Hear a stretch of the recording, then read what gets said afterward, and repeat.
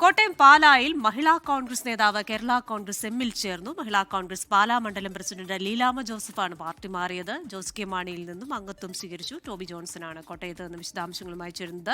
Toby, good afternoon. ഈ തദ്ദേശ തെരഞ്ഞെടുപ്പ് സമയത്ത് ഇത്തരത്തിലുള്ള ചില മാറ്റങ്ങൾ ഒക്കെ നമ്മൾ കാണാറുണ്ട്.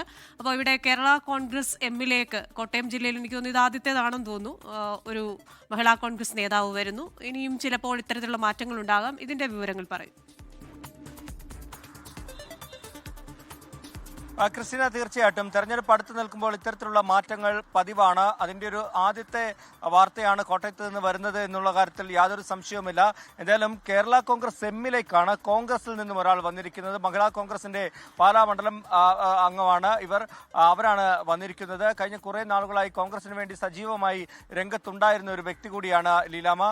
അതുകൊണ്ട് തന്നെ ഇത് മുന്നണിക്ക് ഗുണം ചെയ്യും, കേരള കോൺഗ്രസിന് ഗുണം ചെയ്യും. പ്രത്യേകിച്ചും നമുക്കറിയാവുന്ന പോലെ പാലായിൽ വലിയ പോര് നടക്കുന്ന ഒരു സ്ഥലമാണ്. കേരള കോൺഗ്രസുകൾ തമ്മിലും UDF-ഉമായിട്ടും ശക്തമായിട്ടുള്ള പോര് നടക്കുന്ന ഒരു പ്രദേശമാണ്.